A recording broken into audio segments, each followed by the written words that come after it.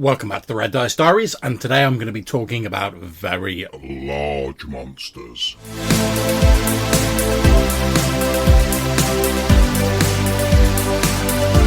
Okay, so as you may have well noticed, Hannah's not with me for this episode. Unfortunately, she's at work at the moment. I've just finished for the day, but we haven't recorded anything for a while because our schedules have been totally out of whack and all over the place. And I had a bit of an idea, and I thought maybe I can use this as an opportunity to just jump on, maybe talk a bit about how things are going in my games, throw a few ideas out there, see what people think. Anyway, so let me know what you think of this episode. There'll be details on how you can contact us at the end. So in the last session of my Old School Essentials Smoke and Snow campaign, the heroes had been exploring this strange dungeon that they'd actually had a sort of map for ages, but they only recently got around to looking for it, and it was supposed to mark the location of a treasure cache.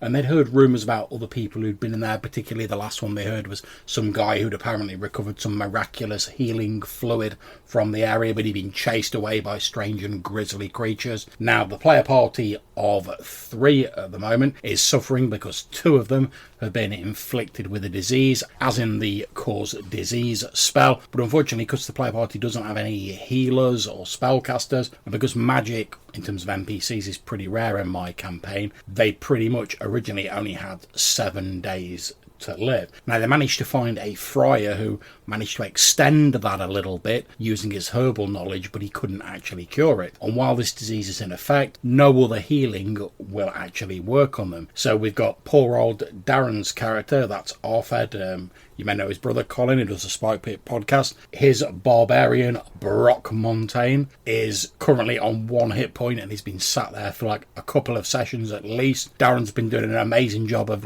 getting involved and still sort of trying not to just have him get tonked by something and taken down. And we've got Rob Fitzpatrick's character Harp, who, although he's got a few more hit points, is also having to be a little bit careful because he knows he can't heal them until this disease is cured. And they've both got a ticking timer of 10 days. And if they don't manage to get that disease removed by the end of 10 days, they're going to be brown bread. It's game over for them, unfortunately. So they've been travelling around looking for some way to get themselves healed. And hearing the rumours of this healing fluid that this guy had recovered from this cache, they went to explore it. They found a strange sort of almost like biological seeming dungeon there. The walls are all smooth.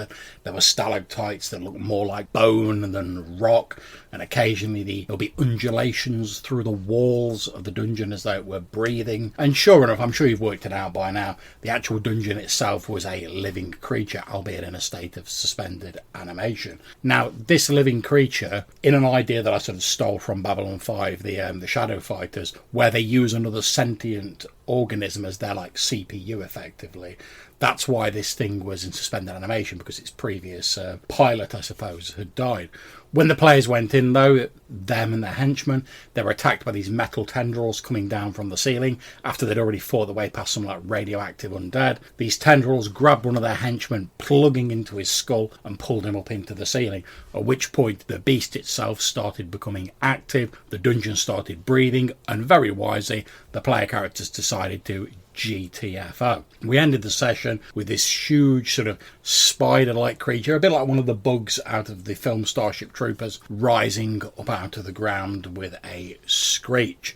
And we're going to be starting the next session, which is taking place this Friday, hopefully, assuming nothing goes a bit peep-tong, with them basically stood there as this thing rises up in front of them, shedding soil and debris. Now, the player characters, given their current state, are probably going to try and leg it, but I didn't just want to say, oh yeah, you run away, or reduce it down to 1 roll, so I didn't think that was very interesting. And that got to me thinking, how would I handle a monster of this size? And we're not talking about an ogre or a dragon or something like that. We're talking about something so big that you can literally walk on it.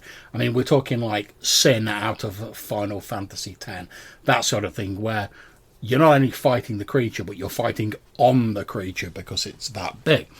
And this made me think of an article that I'd seen in my old Fate System toolkit, where it talks about multiple zone monsters.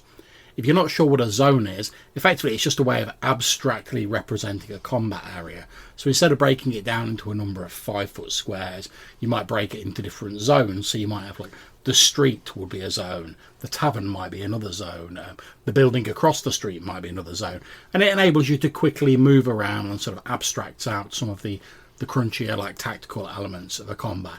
Whether you like zone combat or not is down to your personal preferences, but this idea they had in here was for multiple zone monsters. And as it says in this book, for very large monsters you can go even further by treating the monster itself as a map with several zones. In order to defeat such a monster, the character needs to defeat each zone independently while navigating the obstacles between the zone.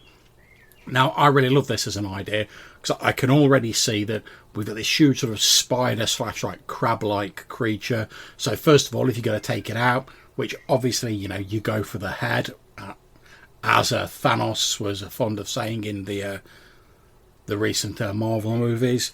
But to get there, first of all, you've got to get to its body, which involves climbing up its legs because they're the only thing really in contact with the ground. Then you've got to get onto the body, get onto the head, and then destroy the brain or the CPU or whatever. So in order to do that, we could split our creature into a number of different zones. So effectively, we've got the ground as one zone. Above that, the legs.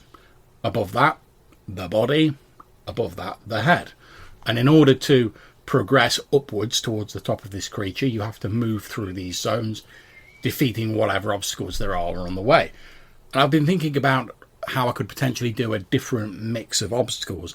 So for the first one, I was thinking they're climbing onto the legs. The legs of the creature are in motion because it's moving. So I think some sort of attribute test or something like that in order to like maintain your balance and keep a hold, or maybe some sort of climb check to avoid being thrown off. Obviously, if you do get thrown off, you will take some dice of damage because you're being like thrown a great distance down to the ground. This could be great for a rogue or a thief or something like that.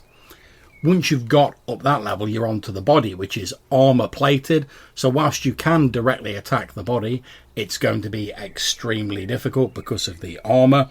And I like the idea that I saw in the Cloverfield film, where there was the huge monster and it had all of the sort of weird little parasitic sub-monsters that came off it. So perhaps I can do something like that. You know, there's some parasites on its main body that the player characters have to best before they move on to the next area. And they could just be reskinned giant spiders or insects or something along those lines.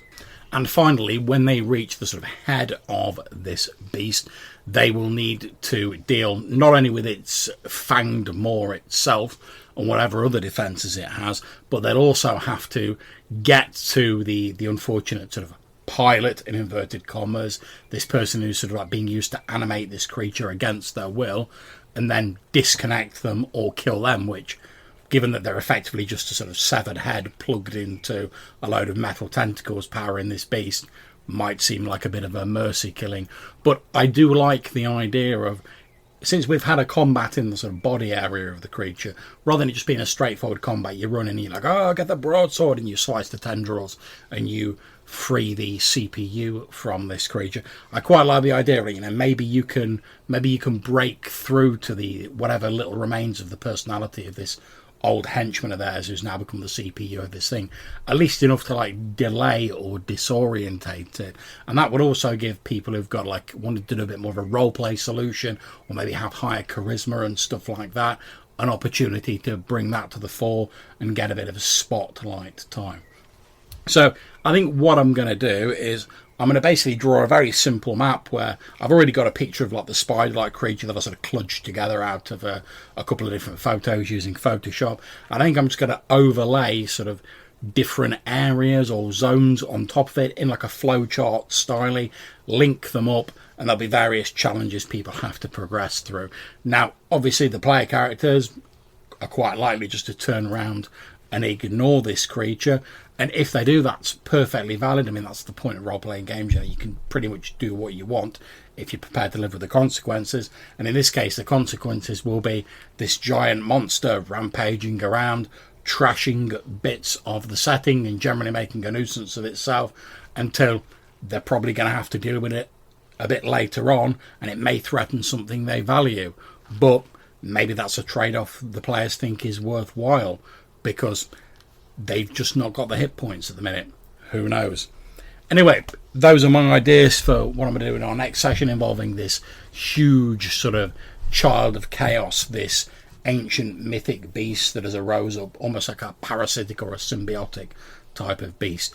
I'd love to hear how you do larger monsters, like the really huge behemoths in your games, or let me know what you think of my ideas. Have you ever tried zone combat in your games? If you have, what do you think of it? Would you give it a try if you haven't? There's a number of ways you can get in touch to let us know. You can either leave us a voicemail using SpeakPipe or our old Anchor account, links in the description of this show, or you can send us an email to rddrpgpodcast@gmail.com. Until we speak to you again, take care, stay safe, and keep gaming.